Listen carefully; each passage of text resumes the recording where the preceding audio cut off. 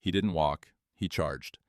The oak-paneled courtroom was steady a moment ago, quiet breaths soft shuffling the muted hum of fluorescent lights above.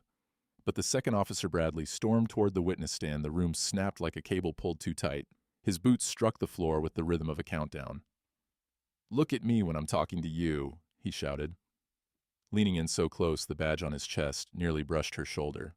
A murmur rippled through the gallery. A few gasps, chairs creaked. Someone whispered, "Is he allowed to do that?" But the woman in the cream vest didn't flinch. Camille Davenport sat perfectly still, one leg crossed, hands resting lightly on the wooden railing, as if this weren't a courtroom at all, but a boardroom, one she'd already won. Her back stayed straight. Her chin didn't waver. The storm rushed at her and she refused to move.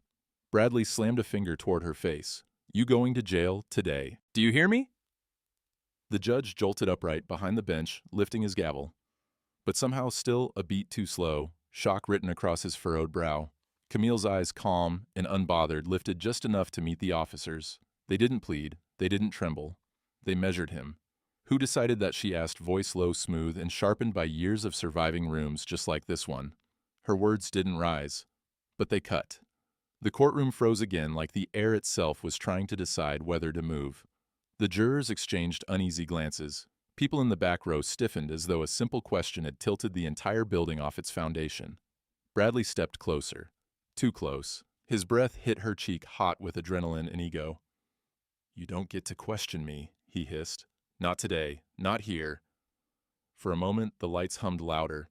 Or maybe that was just the collective heartbeat of everyone watching. Still, Camille didn't move. The officer's rage filled the room like smoke, thick and choking, while her stillness carved out a pocket of clean air around her. She'd worn the simplest outfit she owned, no jewelry, no designer watch, not even a handbag yet. Somehow she carried more presence than the entire squad of uniforms glaring her down. She turned her head slightly, just enough for the gallery to hear her next words. "Officer, is this how you speak to every woman you lie about?" A stunned silence. A few heads snapped up. A man in the second row muttered, "Oh, that's bold." Bradley's face reddened. "That's it, Judge." But before chaos could swallow the moment, Camille lifted her hand gently, not to silence him, but to reclaim the space he'd tried to take from her. And then she spoke to the room, not to him. "Before we continue, where are you watching from? Drop your city or country in the comments below. And if you believe in dignity and justice, hit like and subscribe.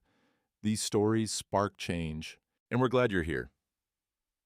Her gaze returned to Bradley. Now she said softly, "Let's continue."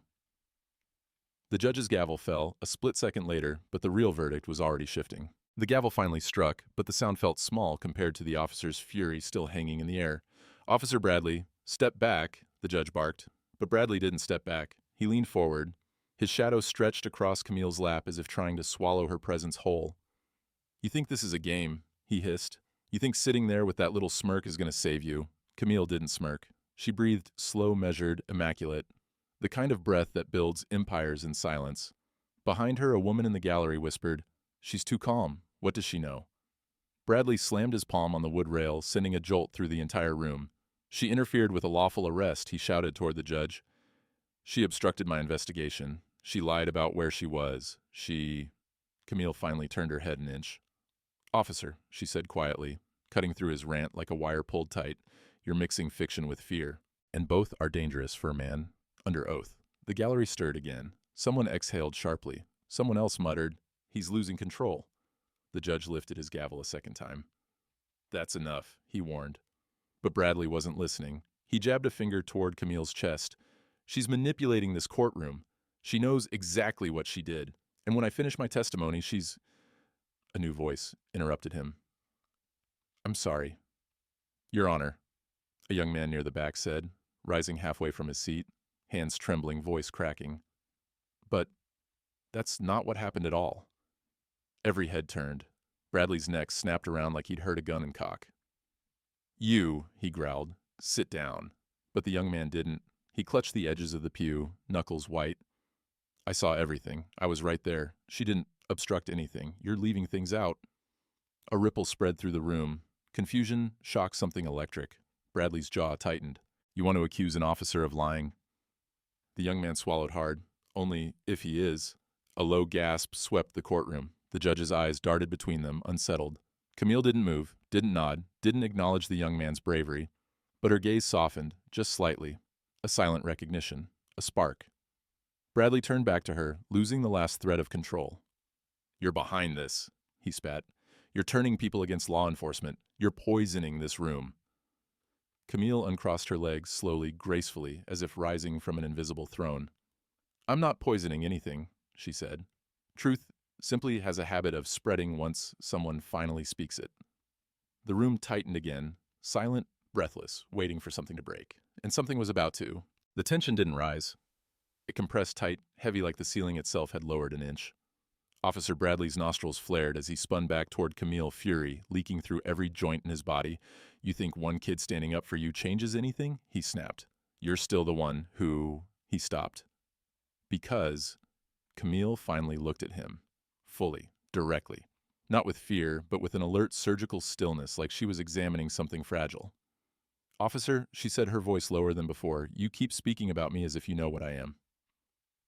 He opened his mouth, but a loud scrape echoed one of the jurors, shifting in her seat with unease. Others leaned forward, caught between disbelief and something darker curiosity. The judge cleared his throat. "Officer Bradley, return to the stand. Now." But he didn't. He walked another step toward Camille, almost blocking the judge from view. "You're not fooling me," he spat. "I know exactly who people like you are. Walk around with attitude, pretending to be better than the law. But I've dealt with your type before, and you're not—" A sharp crack split the room. The judge's gavel slammed so hard the echo rattled the windows. "Officer Bradley, that is enough. Another word like that, and you'll be removed from this courtroom." But the damage was already done. Several people in the gallery stared at the officer with wide, horrified eyes. Two women whispered to each other, shaking their heads. A man near the aisle muttered, "He's finished. He doesn't even hear himself anymore." Camille remained still, a statue carved from resolve. Inside her, a memory flickered, age 22. Pulled over for a broken taillight that wasn't broken. Hands on the hood. Officer whispering, "You think the world owes you something?" Her silence that night tasted like metal. Today, in this courtroom, it tasted like purpose. Bradley jabbed a trembling finger at her. "She's dangerous," he said to the judge. "She's manipulating witnesses. She's twisting my words. That's not true." The voice came from the front row, older, firmer. A middle-aged woman stood clutching her purse to her chest. "I recorded the incident you're testifying about," she said, lifting her phone. "I wasn't going to show it unless asked. But this isn't right." You could feel the shock slam into the officer like a wave. "What?" Bradley barked. You can't present evidence like that. It's illegal." "No, officer," the judge said, leaning forward, eyes narrowing. "It's not. Show the court." A wildfire of whispers erupted. Bradley took one step back, then another. Camille's eyes never left him. "Pressure," she murmured softly, almost to herself, "always reveals the truth." And in that moment, something in the officer's posture cracked the first visible fracture in his certainty. The courtroom was shifting again, and this time it was shifting away from him. For a full second, no one breathed. The woman in the front row stepped farther into the aisle, holding her phone like a lantern in a cave. No one realized they were trapped in. The judge motioned her forward, and she approached with hesitant steps, fear in her hands, courage in her spine. Officer Bradley reacted first. "Oh, absolutely not," he barked, voice cracking. "That video is taken out of context. She probably edited it. People do that all the time, these cell phone videos." "They're—" "Officer," the judge snapped, "you will remain silent until instructed." Bradley's mouth hung open, disbelief spreading across his face. The woman turned toward Camille for just a heartbeat. Her eyes softened. Recognition, respect, maybe even apology. Camille didn't smile back. She simply gave a small nod. Permission, gratitude, strength. Then the woman pressed play. The room leaned forward as one. A grainy clip lit up the screen the bailiff connected. The angle was shaky, taken from a distance. But the audio was unmistakable. Bradley shouting. Bradley grabbing someone's arm. Bradley twisting the story he'd sworn to tell under oath. And Camille off to the side, calm, not interfering, not obstructing, doing absolutely nothing he claimed she did. Someone in the gallery whispered, "Oh my God." "Someone else," he lied, on the stand. The pressure in the courtroom shifted so fast it felt physical, like every molecule of air had turned to face the officer cornering him with truth. Bradley lunged toward the judge's bench. "This is ridiculous. This is an ambush. She planned this. She set me up." Camille finally rose from her seat, slow, controlled, elegant, Her chair slid back with a soft scrape that somehow echoed louder than all his shouting. "Officer Bradley," she said, her voice floating across the room like a slow-moving blade. "If you believe I planned the actions you took that night, then perhaps you're not testifying against me." She stepped closer, only one step but enough to shift gravity. "Perhaps," she continued, "you're testifying against yourself." A chorus of murmurs erupted. Even the bailiff glanced at the judge with concern. Bradley's eyes twitched, darting between Camille, the crowd, and the damning video playing again behind him. You don't know anything," he stammered. "You don't know the law, you don't know what officers deal with, you don't know I know enough," Camille replied softly. The softness was the threat. The judge leaned forward, elbows on the bench, now, voice heavy. "Officer Bradley, the court will determine the relevance of this recording, but if what I'm seeing is accurate, your testimony is compromised." The officer's breath turned shallow. Camille's expression didn't change, but now the entire courtroom knew. Something else was coming, something bigger, something she hadn't revealed yet, and the officer could feel it closing in on him. The video ended, but the silence it left behind was louder than any verdict. Officer Bradley stood frozen, chest heaving, eyes darting like he was searching for a door that didn't exist. His authority, once a fist, now flickered like a dying bulb. The judge turned slightly toward him. "Officer, do you have an explanation?" Bradley swallowed. "Twice. It's not what it looks like," he muttered. She was resisting. She was provoking. A harsh, involuntary laugh escaped a man in the gallery. Provoking. By standing still, Bradley's face flushed a violent red. He pointed at the gallery, at Camille, at anyone but himself. "You're all being manipulated. You think she's innocent. She's dangerous. She plays the victim while people like me keep this city together." Camille lifted her chin just slightly. "People like me," she repeated softly. The words hit something deep. Inside her, a second memory rose, uninvited, unwelcome. Age 15, walking home from her part-time job. 4 officers stopped her on the sidewalk, claiming she matched a description. She remembered the cold pavement beneath her knees. She remembered her mother's trembling hands afterward. She remembered the officer who whispered, "People like you should know better." Back then she said nothing. Today she wasn't a girl on a sidewalk. Today she was the calm center of a courtroom storm. The judge's voice cut through her thoughts. Officer Bradley returned to the stand. But Bradley didn't move back. He moved forward. He stepped dangerously close again, invading her space, breath, shaking finger, trembling an inch from her face. "You ruined my career," he spat. "You think you're smart? You think you're untouchable. I'll make sure you learn." The bailiff stepped forward, hand on holster. "Officer, step away." The entire gallery tensed, leaning forward, bracing for something to snap. But Camille's voice reached him before the bailiff did. "Officer," she said, quietly, "take one more step, and you won't be leaving this courtroom the way you came in." Bradley halted. It wasn't a threat, it was a diagnosis.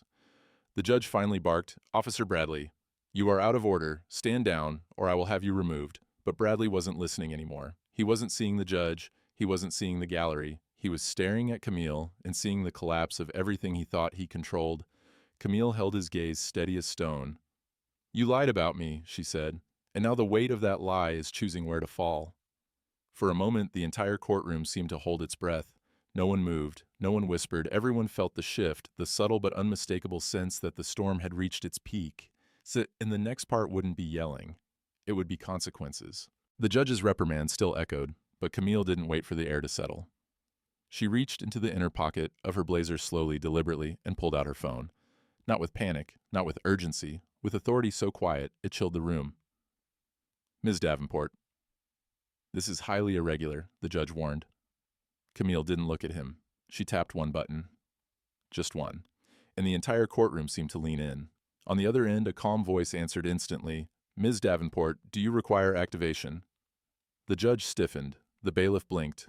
Officer Bradley recoiled like he'd heard a code he wasn't meant to hear. Camille spoke softly into the phone. "Confirm Protocol Sigma, Courtroom 11, Officer Bradley, badge number 4172. Gasps rippled through the gallery. Even the judge's eyes widened. "Ma'am," the voice replied, crisp and efficient. "Protocol Sigma is now live. Compliance reviews being transmitted to the department's server. Audio packet uploading." Bradley stumbled back a half step. What are you doing? What is that? What are you trying to pull?" Camille finally turned her gaze toward him. "I'm preserving evidence," she said, "and notifying the oversight office that your testimony is compromised." The room froze. Several jurors exchanged startled looks. A young man in the third row whispered, "She's not bluffing. This is official-level stuff." Bradley's pulse throbbed visibly in his temples. "You don't have the authority to trigger a federal review," he snapped, voice cracking. "You're nobody." Camille ended the call, then spoke without raising her voice. "Officer, I have more authority than you realize, and I don't need to shout to use it." The judge cleared his throat, unsettled. "Ms. Davenport, explain this. Now." Camille didn't rush. She placed her phone gently on the witness stand, aligning it perfectly with the edge. An act so controlled the courtroom itself seemed to fall into the rhythm of her stillness. "For the last 8 months, she said my company has partnered with the department's oversight division to develop automated review systems for police conduct." A shockwave hit the room. Her voice remained calm, steady.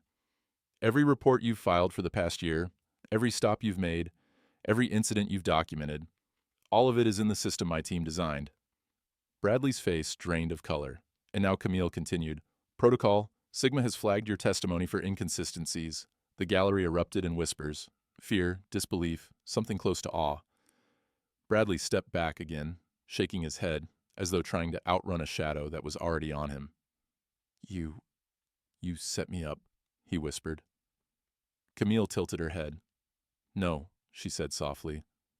"You walked into a trap of your own making." The judge leaned forward, breath shallow, eyes locked on her, and in that moment everyone in the courtroom understood the power had shifted, quietly, irreversibly, and this was only the beginning. The judge's gavel trembled slightly in his grip. "Ms. Davenport," he said slowly, "are you implying you have access to federal oversight systems?" Camille didn't answer immediately. She let the question hang, let the weight of it stretch across the room like a long shadow. Instead, she lifted her phone again and pressed a second button. Not loud, not dramatic, just intentional. A soft chime echoed through the courtroom speakers. Then a voice, clear, authoritative, unmistakably official, filled the room. "Courtroom 11. This is Oversight Command. Protocol Sigma acknowledged. Auditor Davenport, please confirm escalation level." The room went silent. Completely silent. Even the fluorescent lights seemed to hum, quieter. Bradley staggered backward until he hit the rail behind him. Auditor," he stammered. What did he just call you?" Camille finally rose to her full height, not rushed, not triumphant, simply inevitable. She turned toward the judge. "Your Honor," she said, "it appears it's time I clarify my role." Every juror leaned forward.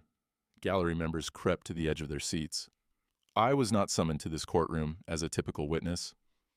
Camille continued, "I am a contracted federal auditor assigned to the Police Conduct Review Initiative. My presence today was intentional." Someone gasped. Someone else muttered, "Holy, but she wasn't finished." "Last month," Camille said, "my division received multiple complaints tied to Officer Bradley's unit. Patterns of escalation, misreporting, and questionable stops." She stepped closer to the center of the room, the confidence around her radiating like heat. "My task," she said, "was to observe Officer Bradley's testimony firsthand and determine whether the allegations of misconduct had merit." Bradley's legs nearly buckled. You tricked me. You set me up." Camille shook her head slowly. "I didn't have to set you up, officer. All I had to do was give you space to reveal yourself." The gallery erupted. Whispers, gasps, shock rippling outward like a stone dropped into water. The judge held up a hand, but even he struggled to keep his composure. "Ms. Davenport, auditor." "Davenport," he corrected himself. "Are you telling this court that your presence was part of an active investigation?" Camille met his eyes. "Your Honor, I'm telling you this entire hearing is now part of the investigation." A juror covered her mouth. The bailiff shifted his stance. Even the court reporter's fingers froze midair. And then Camille delivered the line that sealed the room shut. Officer Bradley didn't lie to a woman he underestimated. She stepped closer, her voice a blade wrapped in velvet. "He lied to the auditor, responsible for determining whether he keeps his badge." The room detonated in stunned silence.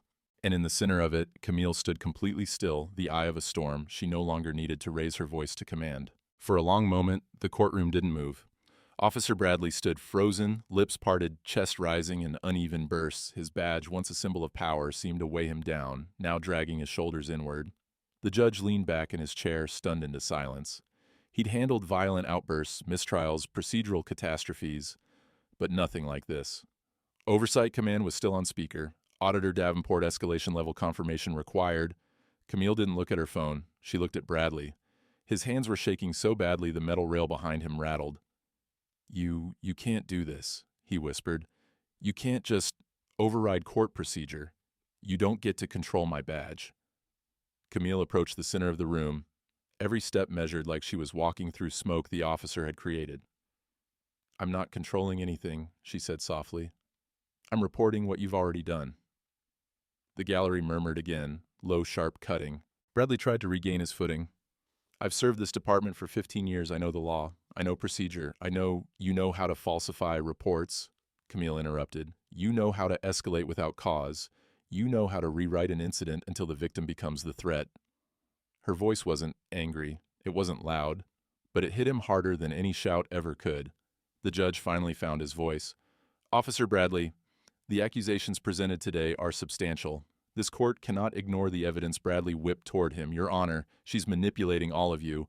This is some tech trick, some data trap. You're all falling for it." The judge's jaw tightened. "Officer, watch yourself." But he didn't. He lunged toward Camille again, not touching her, but close enough that the bailiff's hand flew to his holster. "You think you're safe because you hide behind codes and titles," Bradley snarled. "But I know what you are. You're just—" Camille raised one hand, not to defend herself, to silence him. "Finish that sentence," she said quietly. The challenge slid across the floor like ice. Bradley froze. The entire room held its breath, but he couldn't finish. Not with the judge staring, not with the gallery watching, not with the video, still paused behind him, showing exactly who he had been when he thought no one was looking. Camille lowered her hand. "Officer Bradley," she said, her tone almost gentle. "Protocol. Sigma includes automatic cross-checks against your entire file, video, audio timestamps, GPS logs.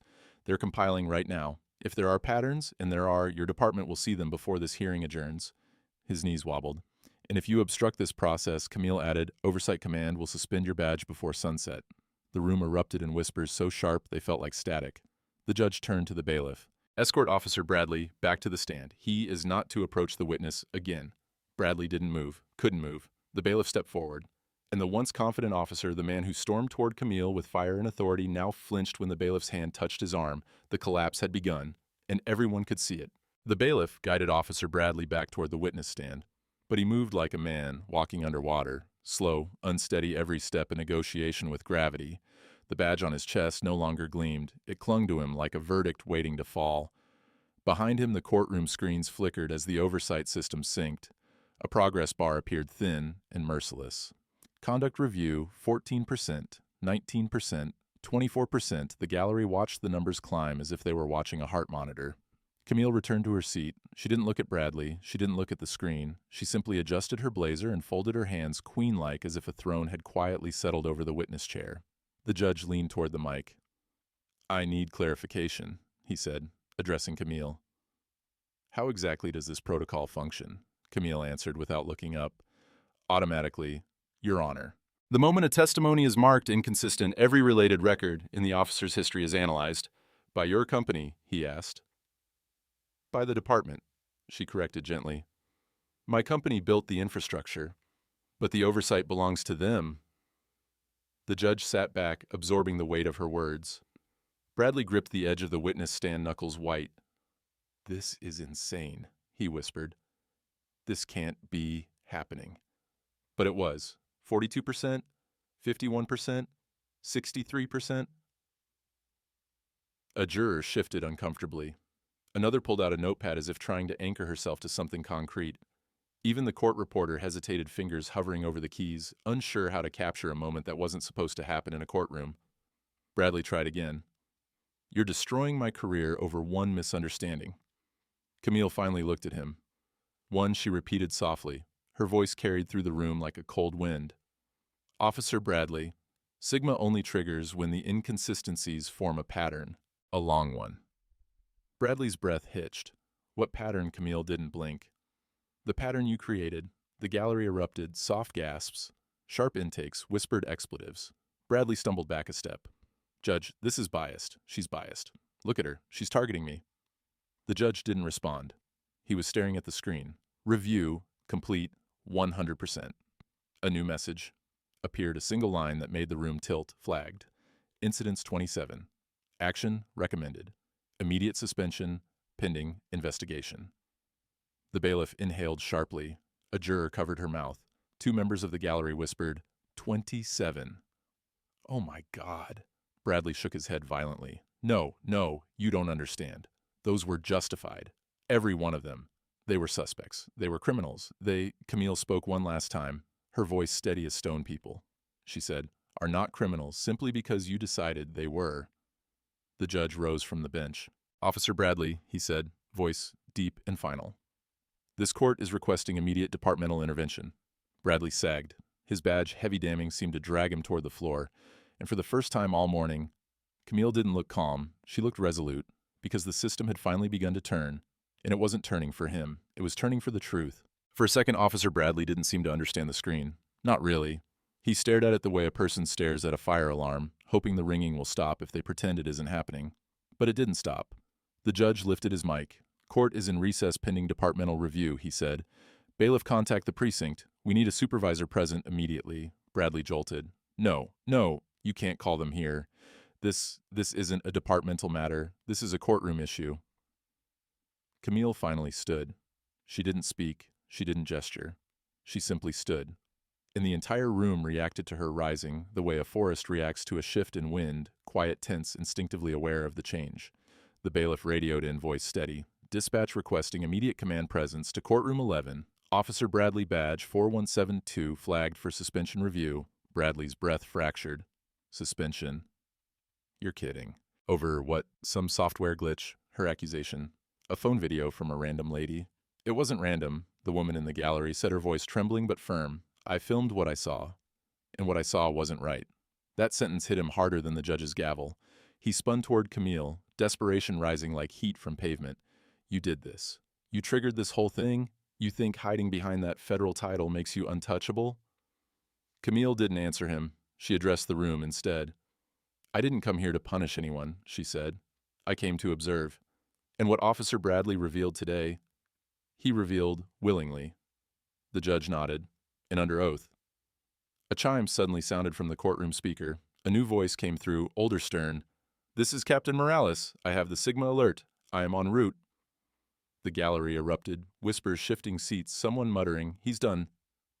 Oh, wow, he's really done. Bradley grabbed the rail for support. We can work this out, he pleaded, now speaking to the judge.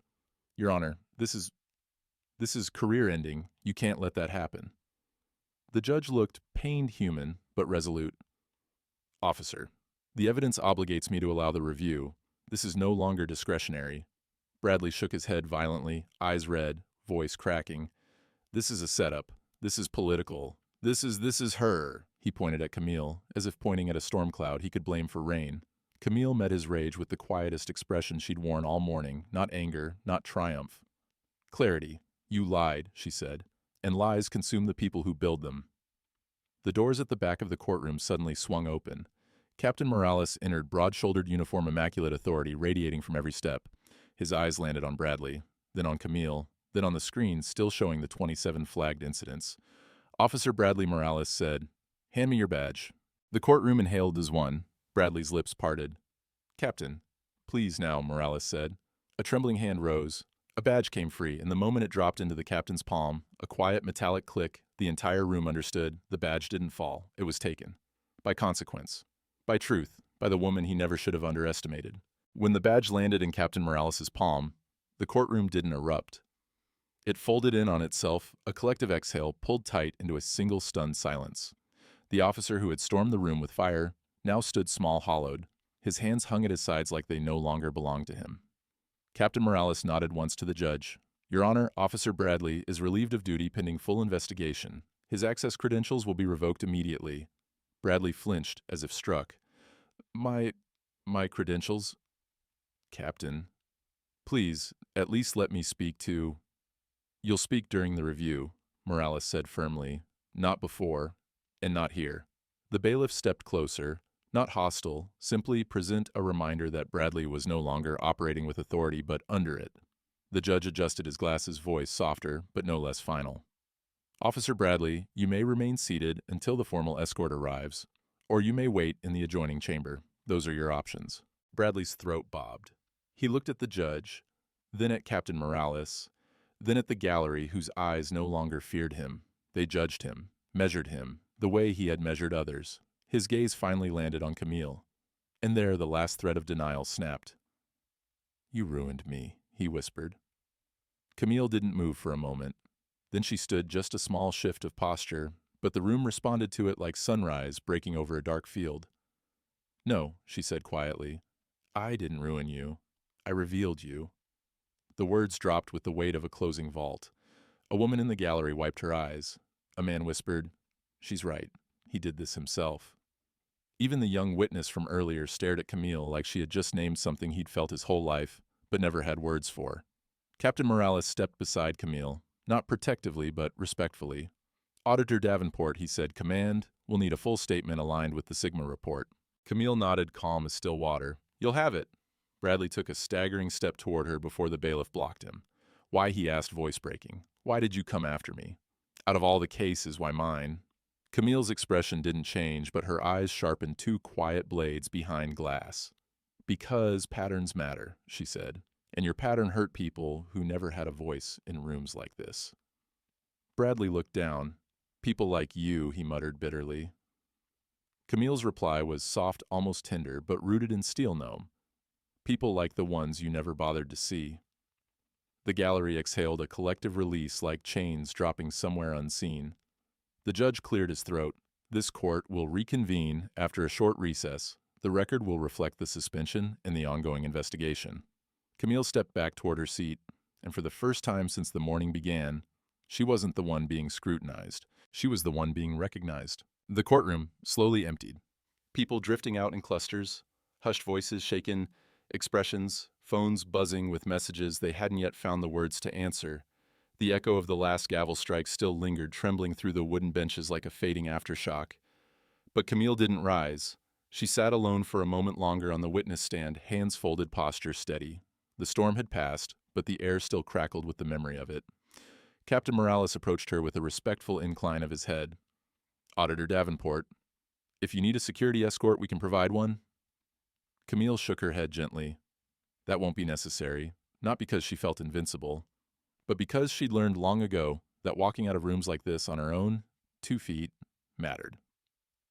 The young witness from earlier lingered near the aisle. He hesitated before stepping closer. "Ma'am," he said, voice softer than before.